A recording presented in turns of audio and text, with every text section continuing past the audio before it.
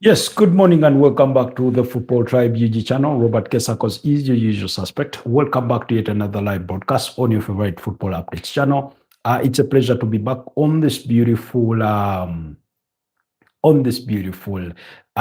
morning, the 17th of November, as we head into the final week of the international break and perhaps the last few days of it. We have already kickstarted the beginning of the end of the November international break with England and others, Italy and Norway having played their final games of the break. So focus will soon be shifting back to club football. But while that goes on this very week, we will have the round of 16, games played at the FIFA World Cup under 17. So do not miss out on that as well. So we'll be keeping you up to date.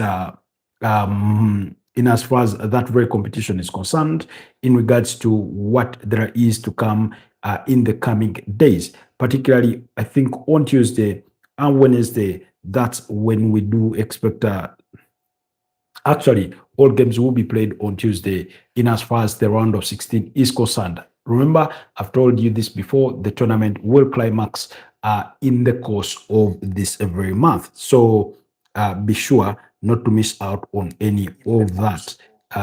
Anyways, before we proceed any further this beautiful morning, you'll allow me have our audios tested and make sure everything does check out cleanly before we proceed any further. But I want to say thank you so much to all our recent new subscribers. Thank you so much for joining the Football Tribe UG community. Please continue to like our different outputs in terms of our videos, in terms of our live broadcasts. So and support what we do. Like I've told you guys before, the ambition now is to hit 4,000 hours of watch time. That has to be achieved within a space of 365 days so that we can monetize this channel and build on to greater things but yeah, that's the objective.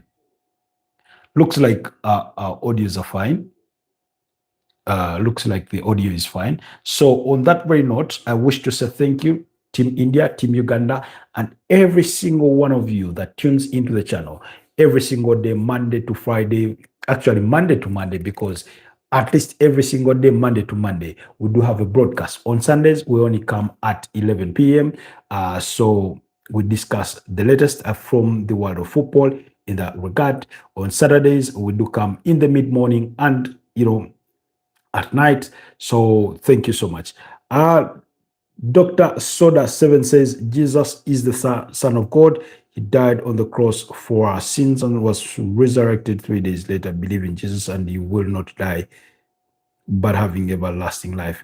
I'll say amen to that. Thank you so much, Dr. Soda. Please leave us a like on the broadcast and do let us know where you're joining us from this beautiful morning. Dr. Soda there, kicking off our broadcast with with biblical words of wisdom, I must say, or religious words of wisdom. So thank you for that anyways. So like I said, for those of you that are just joining us, my name is Robert Kesakos, and I'm coming to you live from Kampala, Uganda. Please do like the broadcast, but also consider subscribing to the channel and help us grow, and help us grow. For those of you that watch our live broadcasts long after they're done, we thank you so much. So this beautiful morning, we'll be looking at the World Cup qualifiers. Nigeria were sent packing by our neighbors of DRC Congo, who beat them. We're going to see how did they manage to do it, how did they manage to do it? So they managed to knock out one of Africa's giants in Nigeria, beating them by to send them packing out of the playoffs for the World Cup. Zoe on pause says hi Zoe. Why are you joining us from this beautiful morning? It's a pleasure to have you on the broadcast. Thank you so much for sparing the time to be with us or to be part of us this beautiful morning. Like the broadcast, but if you're new here, please also consider subscribing to the channel. So without wasting any further ado, we will get straight to the World Cup playoffs. In particular, for those of you that care to remember, Africa were accorded 9 direct slots with the possibility of a 10th slot at the newly expanded FIFA World Cup that will accommodate 48 teams. 16 more in comparison to what the previous editions, which had 32 teams, usually had. Now, in that very context, the respective African countries were seated in different groups, which were 9 groups, and out of those, the top teams from each of the top team from each of the groups was slated to qualify directly for the World Cup that will be hosted in the United States of America, Canada, and Mexico come 2026. So now, because there is a possibility for a 10th slot, that meant we had to go back through. Smart Boy says Kaisa Hai Kalia Kale Kahal Chal Hindi Mieng. But I don't know, Smart Boy, what language you're writing, whether it's Hindi or I do not know. But thank you so much for being part of the broadcast this beautiful morning. It's a pleasure to have you around. Kindly like the broadcast. Leave me a like on the broadcast. So, like I was saying, explain the context of this. Out of those 9 groups, the top teams went straight, qualified directly, the likes of Egypt, the likes of Ivory Coast, the likes of Senegal, the likes of Tunisia, the likes of Cape Verde, and others, so they qualified directly. Now, for the four teams that finished second best out of the respective 9 groups, they got to qualify for what was called the World Cup playoffs. Now, unfortunately, as many as those teams were, they could only take 4, and the 4 were Nigeria and Gabon, Cameroon, and DRC Congo. So Nigeria beat up against Gabon by 4-1 in the initial playoff. That needed extra time. They beat Gabon to qualify for the playoff final. DRC Congo knocked out Cameroon, I think beating them by 1-0. Now, they reached the final. That was yesterday on Sunday, and they played in a 1-1 draw against Nigeria. Nigeria and DRC Congo shared the spoils in normal time in a 1-goal draw. Extra time could not separate the two sides, so they went into penalties, and that's how DRC Congo, who were under the charges of former Uganda Cranes head coach in Sebastian Desabre, the French gaffer there. Now, the Uganda Federation Football Association's president, that's Engineer Moses Magogo, at one time is quoted to have said that Sebastian Desabre is overrated. But for those of you that have tracked him for a little bit of time, you'll know that that guy is up to the good. He may have not done wonders. He may have failed to live to the expectations when he went to Pyramids in the aftermath of the 2019 Africa Cup of Nations, in which he guided Uganda out of the group stages before they got knocked out at the round of 16 at the hands of Senegal by 1-0.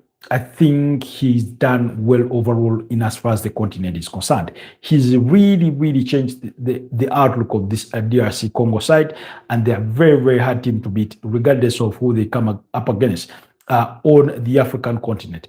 It doesn't matter whether it's the giants of West Africa or the Indomitables from North Africa. So they seem to be a well-drilled side, a side that can beat up against anybody, and them edging the 3-time champions of Africa is a really, really worth taking into account, is really, really worth noting down.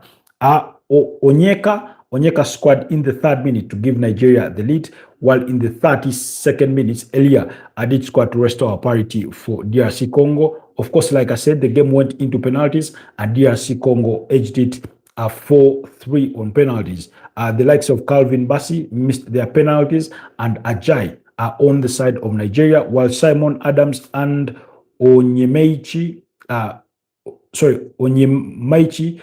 the ones that did score the penalties.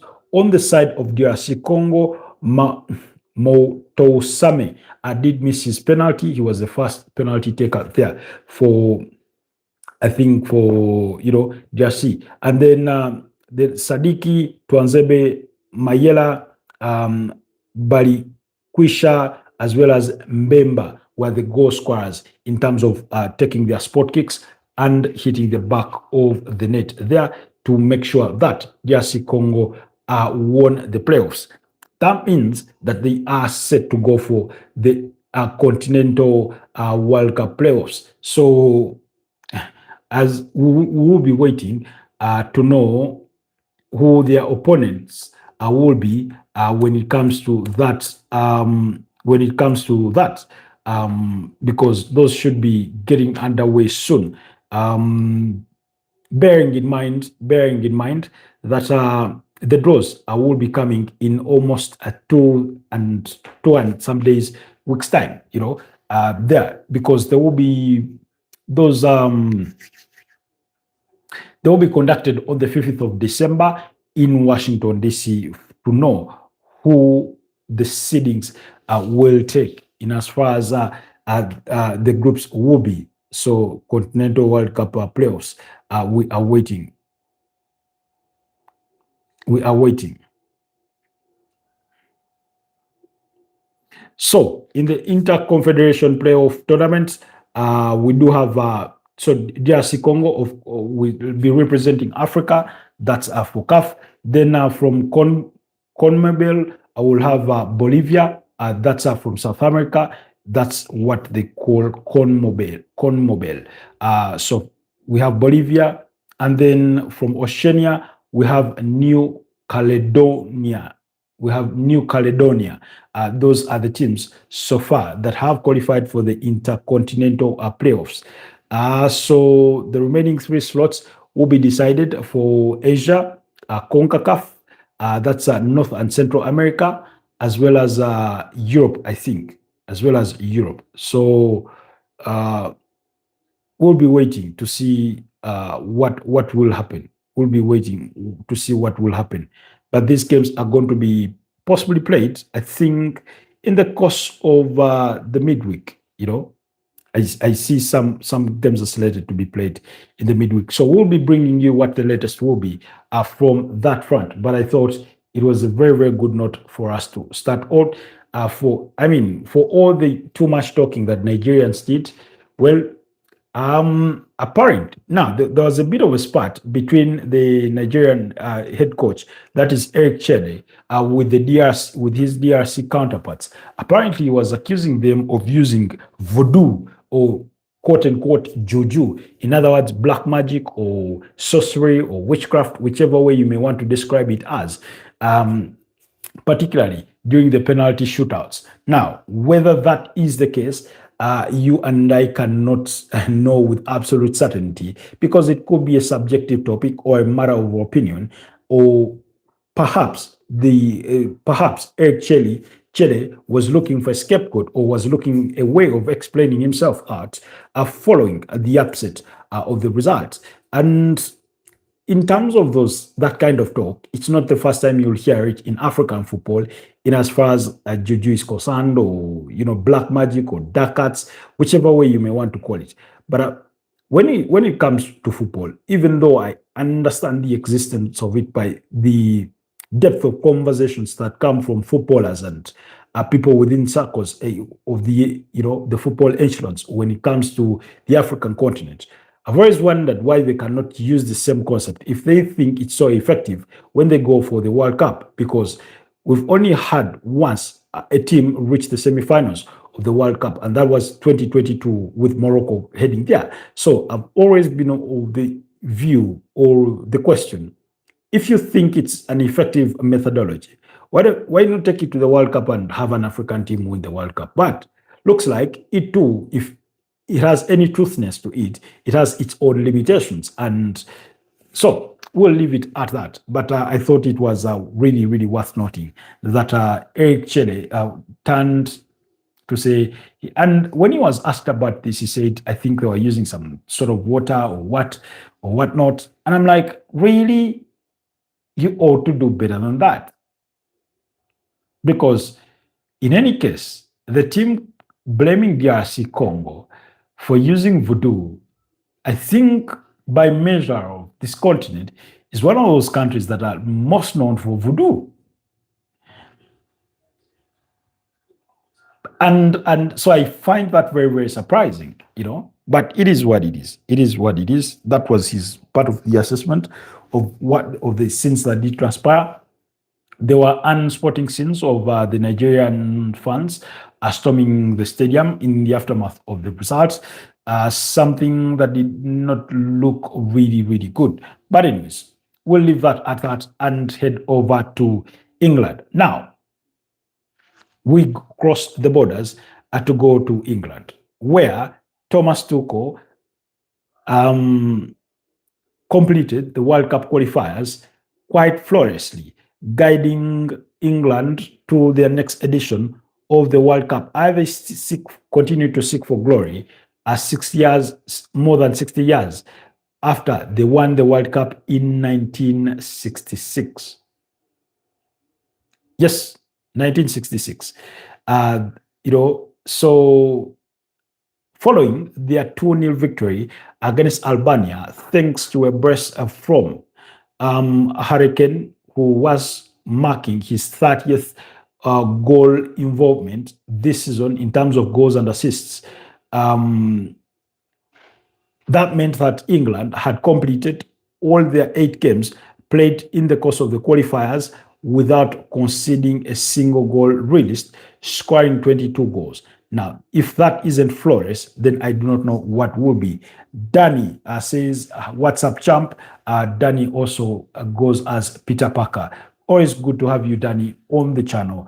I hope you're doing well, my brother, and you've had a wonderful weekend and a great start to your new week. So now, I mean, it's not very common that you get these kinds of results, that a team gets to play as many as 8 games in the qualifiers and not concede a single goal.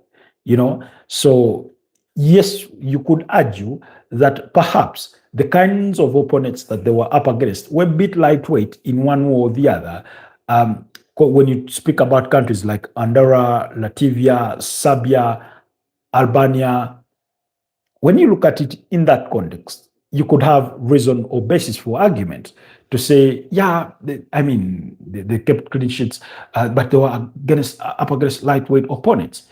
Whereas that could be an argument you make. Let's be honest here. Even the lightest of opponents could threaten your goal. And the mere fact that they've threatened the England goal and been unsuccessful during the course of this campaign, during the course of these qualifiers, is by its own account and measure very, very impressive. So, however, for Thomas Tuchel, he's only gone past the first hurdle, which to many UK fans is not a hurdle as such, because given how recently they regard themselves highly in as far as football is concerned, they take it as a given that they should be qualifying for the World Cup.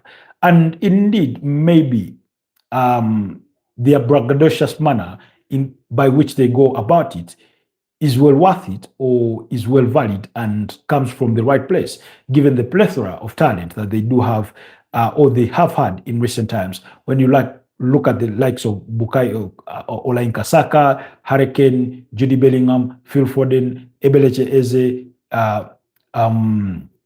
Gerard Bowen, Marcus Rashford, Ollie Watkins, Morgan Rogers. I mean, name it all. Declan Rice, Adam Wharton, Elliot Anderson. I mean, they just have it all, really. They just have it all. When you look at the entire cohort of the England squad, is that because they have so much talent, is why you have always the media nitpicking, or almost close to what could pass for bickering, nitpicking on the squad to say, well, how come this one did not get into the squad? Because that is what happens, by the way, when you have a plethora of talent. Usually when you do not have that huge a basket of talent, I think it becomes obvious who gets summoned. When you look at the Brazil national team, present day, whereas they still have the talent, I do not think they have it in the depth that we are accustomed to it. Today you could sit here and literally name the entire Brazil national team squad as you'd expect it if all players are fully fit. The likes of Alson Ramses Becker, Ederson Morales will make the goalkeeping, roles. You'll know that the likes of Alexandro, who for me is edged out, the likes of Danilo will make the squad. Gabriel Magalhaes, Marquinhos, Casemiro, Joelinton, Bruno Guimaraes. you look at them, you look at Vinicius Junior, William Estaval, Matas Cunha, Richarlison, if Neymar is fit, Vinicius Junior, Rodrigo Goes. Now, when you look at the facet of the Brazil national team squad, the players that you can pick out on and say these are outstanding talents. But again, for me, in my opinion, I think if Neymar were to be available, I think it would only be Neymar and Vinicius Junior who I would pick out as outstanding talents. And maybe the goalkeeper in Alson Ramses Baker, but all the others are just good. You know, they're good, very, very good players, but not outstanding, in my opinion. I see we have a comment. Somebody says, Venelina says, hi, hi, I liked. Thank you so much. Thank you so much for liking the broadcast. But also, if you're new here, please consider subscribing to the channel. And on that very note, I want to say thank you so much, Team India, Team UK, Team USA, Team Uganda, our friends from Nigeria, our friends are from Kenya, the neighboring country. Thank you so much for the continued love and support on the channel. So, to get back to the realms of the conversation, like I said, you always have England nitpicking. So they have a very, very good cohort of a squad, very, very many talented players within that squad, and they are capable of beating up against any opponent. However, recent times have not shown that that could be the case because they've at least lost two finals in as far as the in as far as the European Championships are concerned. They've got beat at World Cups, we know, even though they've gone to has it been as high as the semifinals in some cases, really? So you look at all that and think to yourself, because I think in the World Cup 2018, they got knocked out by Croatia. Croatia advanced to the finals and lost to France. Then I think in 2022 World Cup semi-finalists, I think they were marked the 2022 World Cup semi-finalists. You know, you had France and Morocco. You had Argentina and Croatia. So they ended their journey at the quarterfinals. At the quarterfinals all that time. Or that's where their journey ended because they lost out to France by 2-1, and France ended up in the final losing to Argentina, as we all remember. So we remember Aurelio Chouameni and Olivier Giroud scoring, with Hurricane getting a penalty in that game. So when you look at the last four major tournaments, they've not been anywhere below a quarterfinal. They played two finals, like I said, in the Euros. They played one semi-final at the World Cup. They played the quarterfinal at the World Cup. Now, of course, in comparison between their performance in 2018 to the comparison 2022, you could say it was a decline because it was a semi-final compared to a quarterfinal. Nonetheless, that does, again, it further speaks to the kind of talent they've had over the years. And there was a moment they were spoiled for choice. Was it Kylian Trippier or was it Kyle Walker? Of course, Kyle Walker got the nod ahead. Was it Alexander Trent-Arnold? They needed to accommodate Alexander Trent-Arnold in midfield to not waste him at right back, they thought to themselves. So they've done so many things to try and pick around with the plethora of talent that they have at their disposal. But the reason as why we're saying all this is because they've gone through a qualification campaign of 8 games without conceding a goal. And that in itself is impressive because I'll give you an example. Yesterday, Portugal were in action against one of the countries that you would say is an underdog or, a weak team, and that's Armenia. But still, even though they beat them by 9 goals, Armenia still found the back of the net at least once in that game. Now, we're talking about an England side that have not conceded through the tournament, the qualification campaign. And I think for me, that's an impressive record to really, really applaud. Now, after applauding that kind of sort of performance or applauding that kind of thing, we then go to the next item and say, what next? for Thomas Tuchel because after Gareth Southgate coming so close to winning silverware and that piece of silverware eluding him, they decided he decided it was time to part ways with the English FA, and the English FA decided to say, "Oh, I think we need to think outside of England this time round. Let's go elsewhere." At the time when some media, there was media clamor for heads like Ed Howe at Newcastle and things like that. They decided we'll go for a German national in Thomas Tuchel, and that's the man they gave the job to take on this England team. I think he so far managed them through about 10 games or thereabout, but he's been impressive. They're winning games, not by very huge margins, but good enough and convincingly enough to say that they were worth victory or they were worthy of a victory. They're not conceding, and we know that if you want to go and win major honors, you must find a way not to concede goals, because for as long as you've not conceded, then you still have a huge chance in the game. So basically or simply, that's how just it is. That's just how it is, really. Now, while as impressive as that has been, Thomas Tuchel has not been without criticism. He's a man that has come under fire because of his choices when it comes to the England squad. We remember during the course of the October international break, in his squad he omitted Jude Bellingham, and they made a big fuss about it. That's the English media. You could say maybe they had their valid reasons, but also for me it was simple. A player that had just returned from injury, a player who plays in a position where there's a plethora of options again for the England, and it did not necessitate really that he should be part of that team. It was never going to be a must. It was never going to be a do or die. It was never that. So I looked at it in the sense and I said, nah, they're just nitpicking. Yes, he's a good player, but look who is playing ahead of him. Morgan Rogers. Last season, we were raving about Morgan Rogers. He was very, very impressive. Actually, more impressive for me than Jude Bellingham last season. I think he had about 8 goals and 8 assists or 10 assists. Actually, I think he had about 10 assists in the Premier League and 8 goals. That's how impressive the 23-year-old was.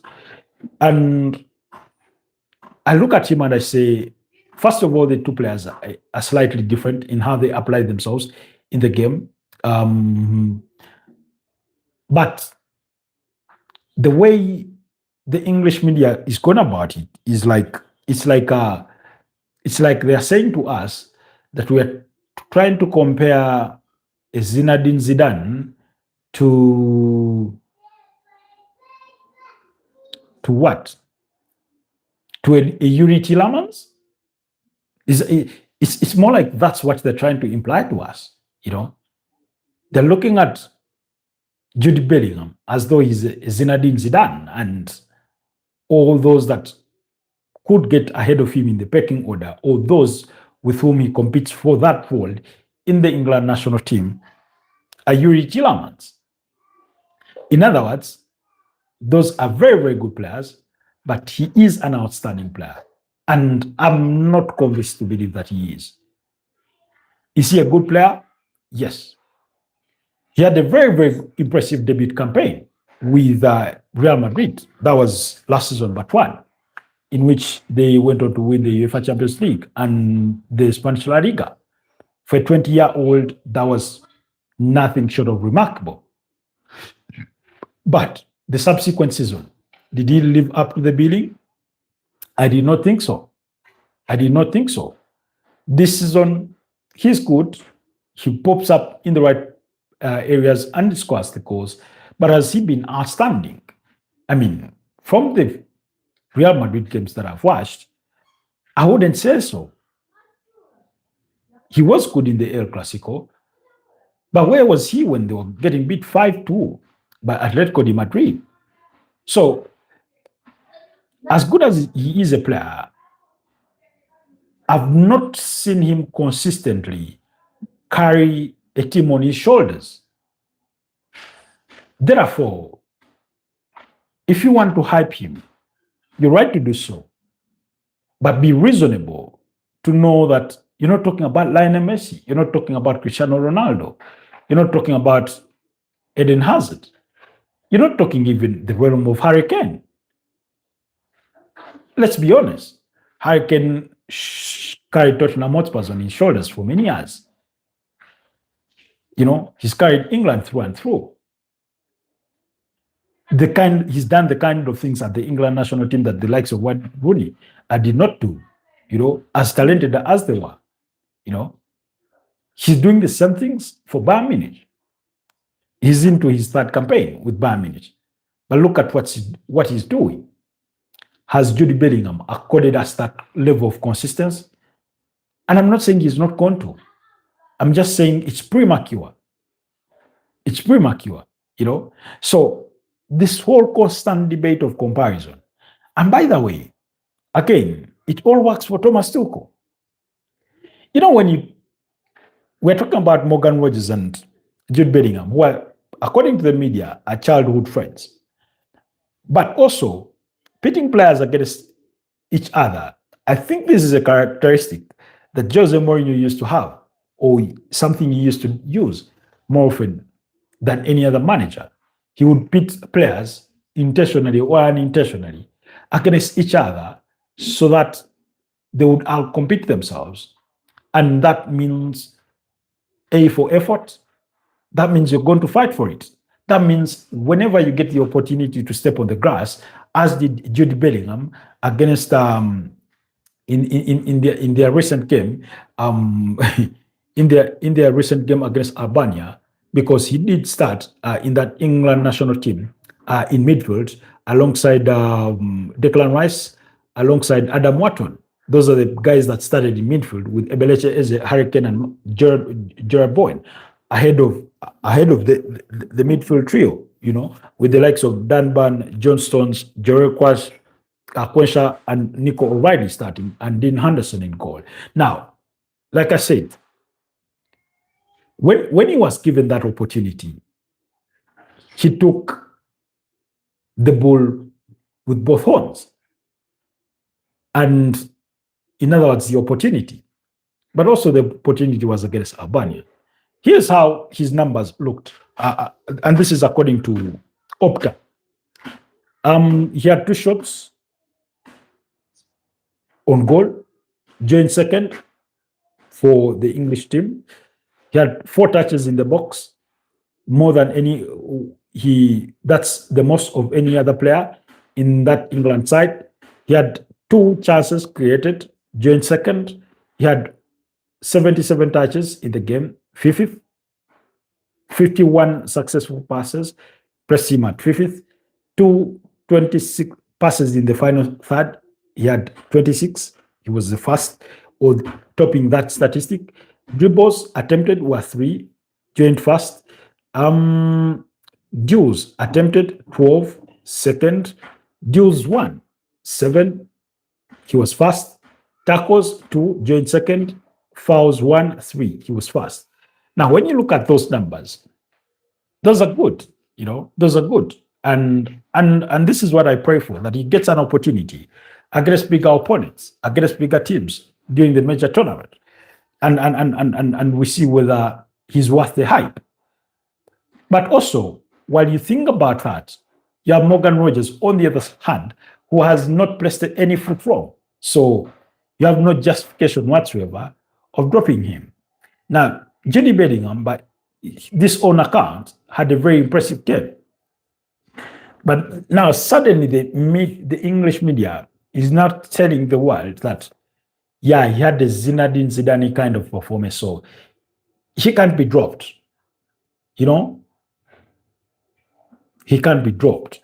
What's the word that Alan Pardee used? Peeved.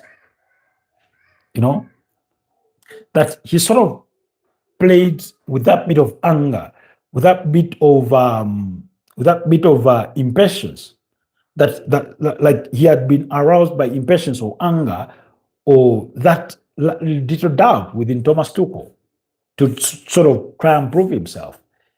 Now, whereas he did that commendably well, like I said, and he almost scored, but he did not score. So he won. In the future, when we're reviewing that game, we will not even remember that he almost scored. We'll remember that he did not score.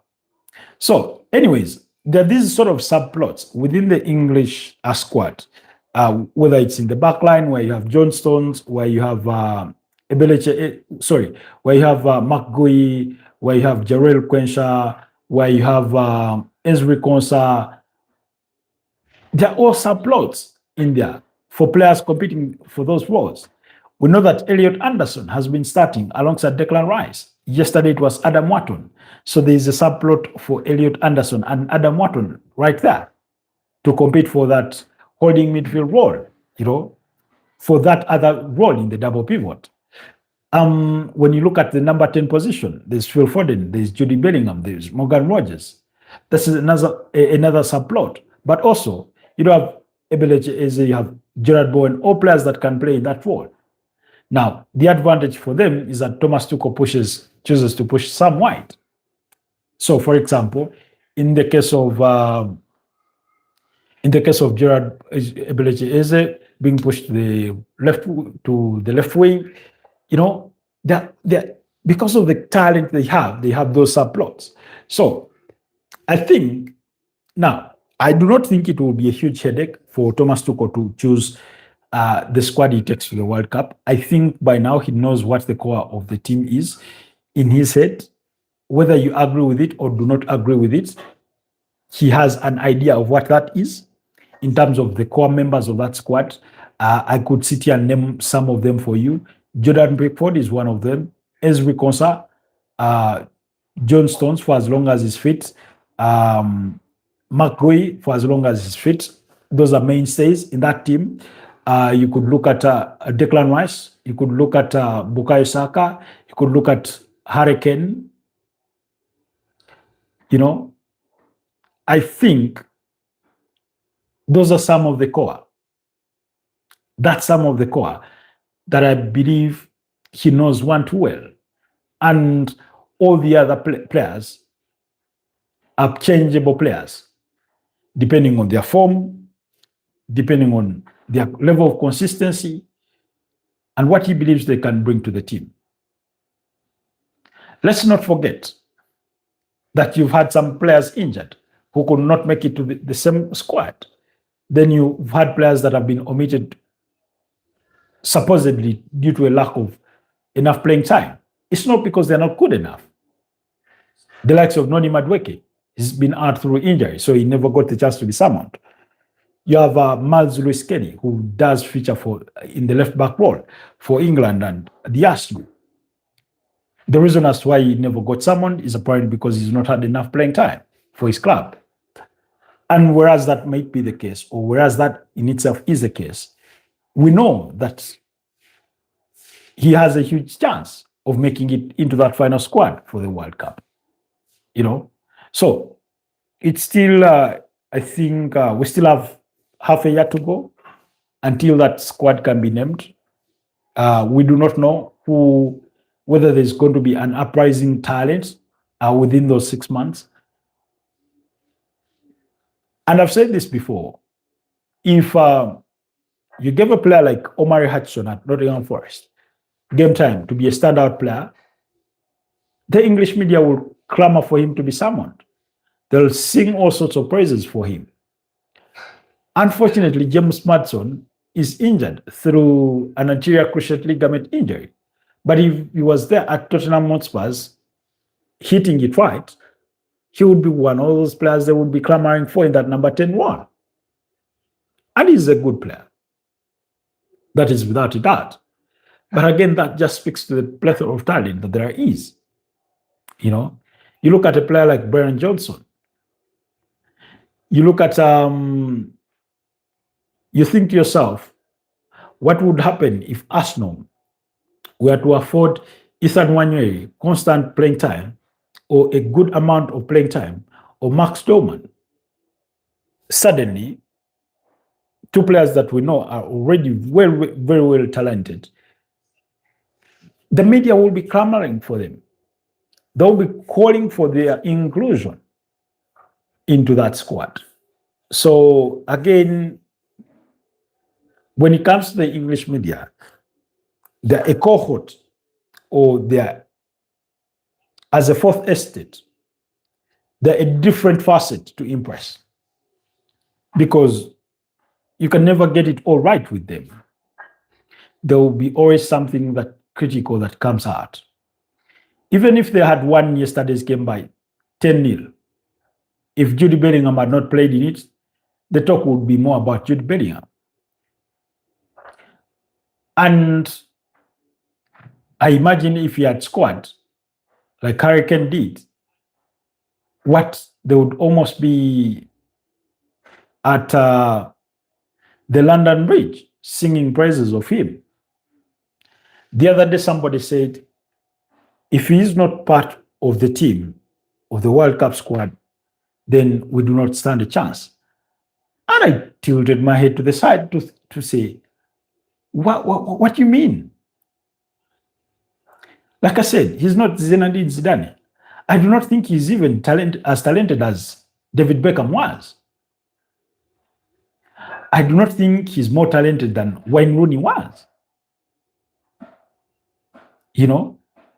And like I've told you, England have had some really great talents over the years. You go back to the World Cup of 2006, a World Cup that left Jermaine Colin Defoe behind with all his goals, and they took Theo Walcott. Not that I agreed with the decision. I just loved it as an Arsenal fan at the time. You look at Steven Gerrard, Frank Lampard, Paul Scholes. You had Rio Ferdinand. You had Sol Campbell. You had John Terry. You had Ashley Cole. You had David James. You know? You had Wayne Rooney, literally at the peak of their games. You had the David Beckhams of this world. But they still could not go beyond the quarterfinals, in which they got, I think, beat by Portugal. You know? So really, Jude Bellingham is not the first, and certainly not the last. And he's not the most talented English player, not in my opinion. Hi LFC, good to have you back. How is your beautiful morning?